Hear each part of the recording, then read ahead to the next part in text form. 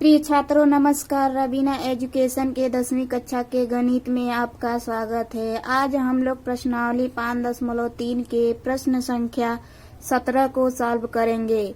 आपको ये वीडियो कैसा लगा कमेंट करके जरूर बताइएगा और वीडियो अच्छा लगे तो वीडियो को लाइक कर दीजिएगा। चैनल पर नए हैं तो चैनल को सब्सक्राइब कर दीजिएगा। तो फ्रेंड आइए हम वीडियो को स्टार्ट करते हैं। अब क्वेश्चन नंबर 17 ये है कि एक स्कूल के विद्यार्थियों ने वायु प्रदूषण कम करने के लिए स्कूल के अंदर और बाहर पेड़ लगाने के बारे में सोचा। यह निर्णय लिया गया कि प्रत्येक कक्षा का प्रत्येक अनुभाग अपनी कक्षा की संख्या के बराबर पेड़ लगाएगा। उदाहरणार्थ कक्षा 1 का एक अनुभाग 1 पेड़ लगाएगा, कक्षा 2 का एक अनुभाग 2 पेड़ लगाएगा, कक्षा 3 का एक अनुभाग 3 पेड़ लगाएगा इत्यादि। और ऐसा कक्षा 12 तक के लिए चलता रहेगा। तो प्रत्येक कक्षा के 3 अनुभाग हैं। तो इस स्कूल के विद्यार्थियों द्वारा लगाए गए कुल पेड़ों की संख्या कितनी होगी। तो फ्रेंड इस क्वेश्चन में दिया है कि कक्षा 1 का एक अनुभाग 1 पेड़ लगाएगा और कक्षा 2 का अनुभाग 2 पेड़ लगाएगा और कक्षा 3 का अनुभाग 3 पेड़ लगाएगा। इसी तरह कक्षा 12 तक चलता रहेगा और प्रत्येक कक्षा के कितने अनुभाग हैं? 3 अनुभाग हैं। तो फ्रेंड आइए हम क्वेश्चन को सॉल्व करते हैं। अब यहाँ से हम लिखेंगे हल। अब हल में लिखेंगे कि प्रथम कक्षा के 3 अनुभाग प्रथम कक्षा के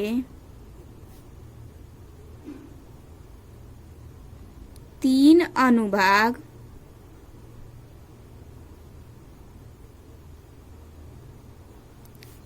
एक पेड़ लगाएंगे।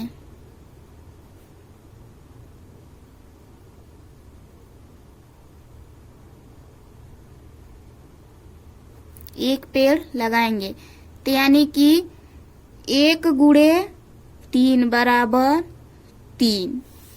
अब इसी तरह से द्वितीय कक्षा के लिखेंगे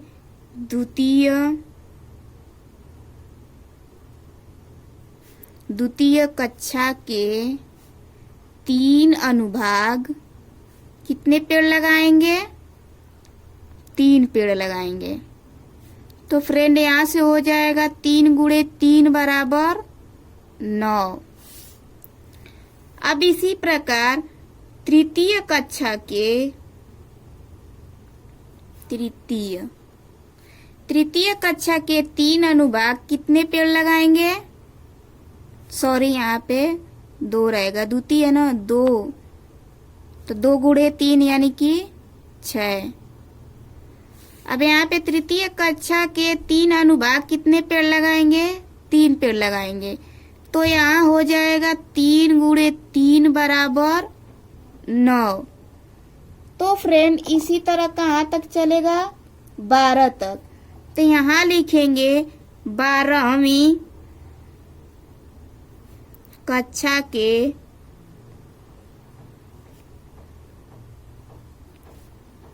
12वीं कक्षा के 3 अनुभाग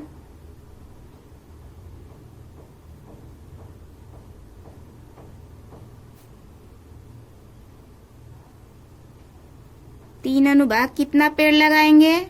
12 पेड़ लगाएंगे।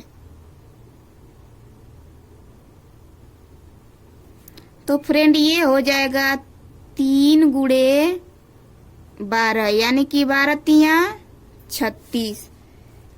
तो फ्रेंड इसी प्रकार यहाँ लिखेंगे इसी प्रकार 3, 6 9 सॉरी 19 लिख दिए 9 डाट डाट डाट डाट 36 क्या बनाते हैं? एक प्रकार का एपी बनाते हैं, एक प्रकार का एपी बनाते हैं।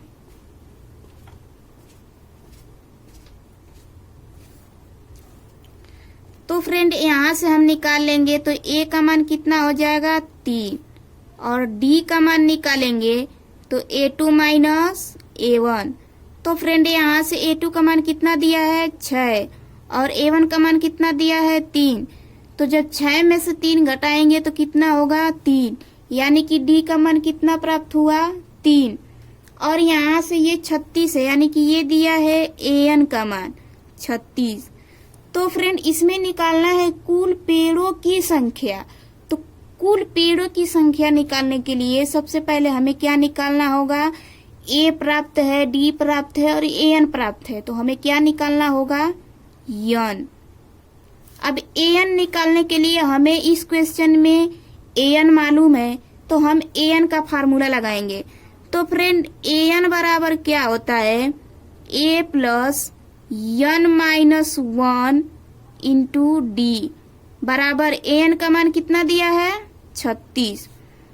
तो फ्रेंड यहाँ से हो जाएगा ए का मान कितना है 3 प्लस एन तो हमें निकालना ही है, तो एन माइनस 1 इंटू डी का मान कितना प्राप्त हुआ है 3 बराबर 36। अब यहाँ से हो जाएगा 3 को हम इधर भेज देंगे और इस 3 का इसमें मल्टीप्लाई कर देंगे तो ये हो जाएगा 3n माइनस 3 और इस 3 को हम इधर भेज देंगे तो ये हो जाएगा 36 माइनस 3। तो फ्रेंड ये 3n बराबर 36 माइनस 3 और ये माइनस 3 है, इधर भेज देंगे तो कितना हो जाएगा +3। अब ये -3 ये +3 कट जाएगा, तो फ्रेंड 3n बराबर कितना बचेगा 36। अब यहाँ से हम n का मान निकाल लेंगे तो n बराबर करेंगे 36/3। तो फ्रेंड हमें n का मान कितना प्राप्त होगा 12।